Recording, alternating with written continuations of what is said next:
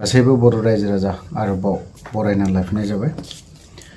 दतमा क'क्राझार डिस्ट्रिक्ट दतमायावहाय आर'नाइ हाइ स्कुलाव दिनै मोनसे सांग्रांथि हाबाफारि जोबथा बेफोरबायदि जोबथा ना मा क'क्राझाराव डिस्ट्रिक्टआव जोबनायनि हाबाफारि मोनसे हाबाफारि लानाय जादों। बावहाय दिपेन बर'आ बुंदों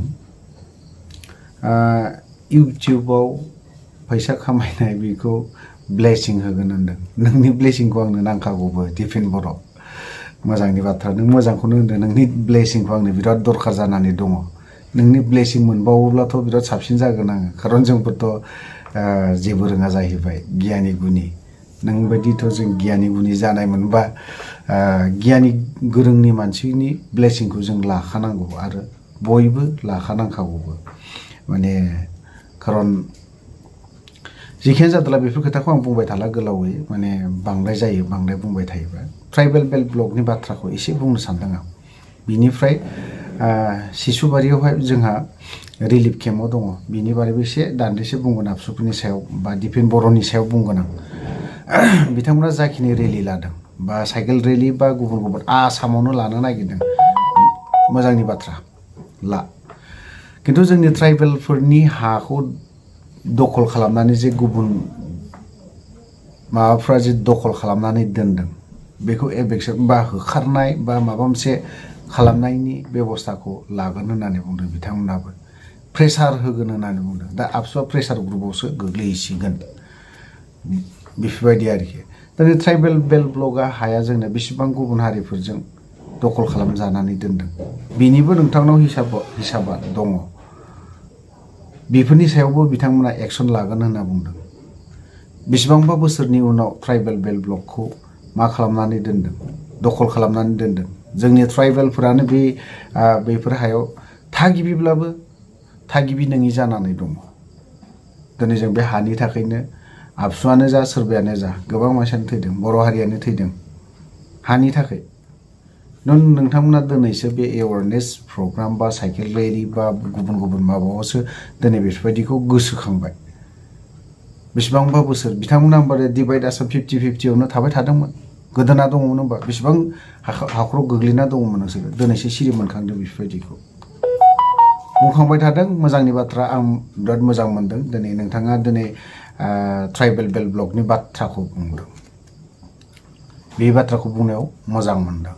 थिगैनो दङ, वेलकाम। बेखौ जुदि नोंथांमोना जुदि मोजां जोंनि हायावहाय जायफ्रा ट्राइबेलनि हायाव गुबुनफ्रा दिनै दखल खालामनानै दङ, बे हाखौ जुदि होखारनानै जोंनि ट्राइबेलफोरनि हायाव मानसिफ्रानो थानो हायोब्ला बिराद मोजांनि बाथ्रा आरो मोजां जागोनबो।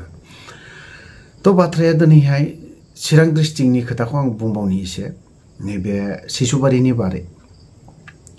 बिथांमोना दिपेन बर'आ काजलगाव नैबे रौमारि टु काजलगाव टु दागगारि बा भुटान बर्डारसिम बिथांमोना बाइक रेलि थांदों। बावहायबा बुंनांगौ जेबो गैया। बावहाय बुंलांदों बिथाङा मा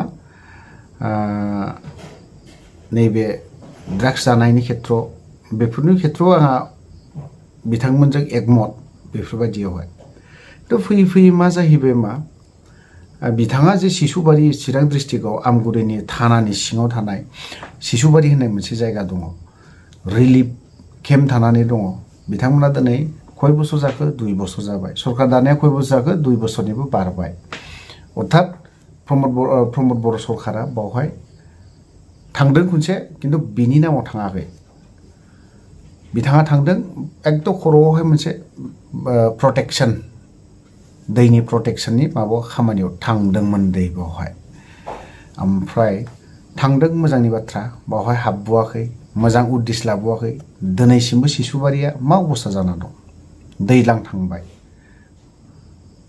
अखा दै बार बायदिसिना माबोरै थादों बिसोरो, बेफोरखौ दिनैहाय उद्दिस लानो सरकारनि मानसियाथ' गोजाननि बाथ्रा। फरायसा आफाद, जोंनि बर' हारिनि बेकबन, बिथांमोना खबर लाहैनो सम गैया। बेफोरबायदि जानानै दङ। एवारनेस प्रग्राम लादों बा सांग्रांथि बा साइकेल रेलि, बेफोर बाइक रेलि लादों, मोजांनि बाथ्रा। ओमफ्राय बावहाय जे थांनानै गथ'फोर फरायसा गथ'फोर दं सोरबाया कलेजाव हाबनाय दं सोरबाया नेक्स्ट इयाराव मेट्रिक परिखा लिरगोन सोरबा क्लास 9 आव फरायनाय दं गोबां गथ'फोर दं दिपेन बर'आ बेखौ हिसाब गैया आरो बिथाङा बावहाय थांफेराखै शिशुबारिखौ नुहैयाखै जानांगौ नुहैदोंब्ला दिनै दैज्लाङावथ' गोबां खस्थ'नि गेजेरजों स्कुल क्लास बायदिसिना बारनानैबो थांबाय दा सफैदों मा गोजां बोथोराव नै बेसेबां खुदिया दङ बेसेबां खुदिया दङ सोरबा 7 बोसोर दं 8 बोसोरनि गथ'फोर दं ओमफ्राय बिदिनो 10 बोसोरनि गथ'फोर दं बा गोरलै खुदियाफोर दङ एलपि स्कुल बा माबा फरायफुनाय गथ'फोर दं बावहाय स्कुल गंसे बिसोरनि फरायनायनि थाखाय दिपेन बर'आ मानो प्रमद बर'नाव बुंहैना होनो हायाखै आरो बैसोर गथ'फोराथ' माबे कन्डिशनाव दङ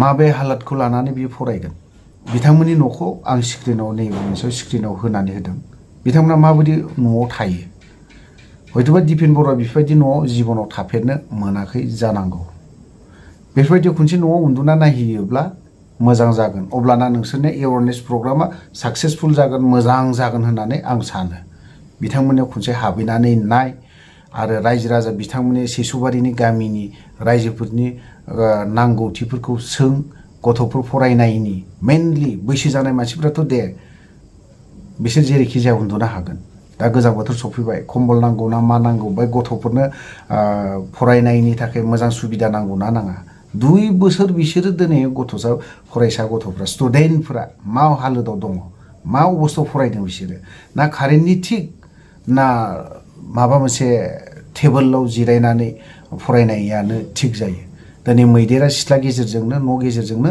हाबलाङो होनबा बेफोरबायदियाव न' बानायनायाव गथ'फ्रा मुखुब जाना थानो गोनां जायो दान्दिसे लेखा फरायनायावहाय मैदेरा ग्रोम फैगोन फरायनोनो मोजां सुबिदा गैया होनबा बेफोरबायदिनि फारसे सांग्रांथि हाबाफारि लानांगौना लानाङा नोंथांमोना गोबां समावनो धरनानि बारै धरना 2 घन्टा 3 घन्टा 2.5 घन्टा बेफोरबायदि धरना लायो बेफोरबो मोजां खिन्थु बेफोरबायदिनिखौ मानो नायखाङा मानो थांफेरा आरो नों हाया नोंथांमोननि अफिस दं बेफोरबायदि मानसिफोरखौ मानो थिनहरनो हायाखै आं बेखिनि बाथ्राखौ बुङो थ' आरो बेफोरबायदिनो गोबां बाथ्रा बुंबावनांगौ फैबाय थागोन ओंखारलांबाय थागोन खोथाफ्रा दिपेन बर'नि बारै जिखुनु निउस जिखुनु रादाब बेफोरखौ आं नायबाय थागोन आरो बिनि मा स्पिच मोजांखौ मोजां आं बुङा खिन्थु गाज्रिखौ खिन्थु आं नागारा बेखिनि जाखिनि बाथ्रा बुंनाय खिन्थु बिना पलिसिया खिन्थु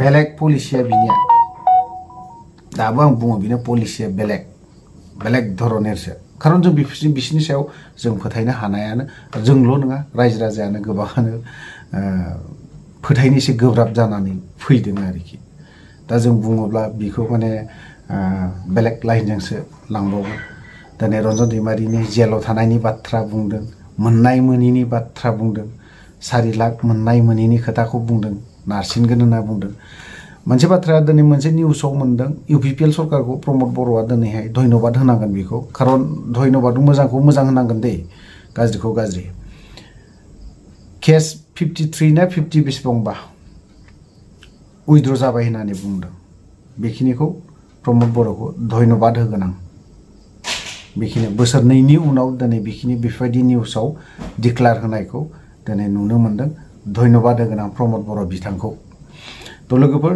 भिडिअखौ आं बारा गोलाव खालामा बावहायनो दोनथ'बाय जय बर' हारिनि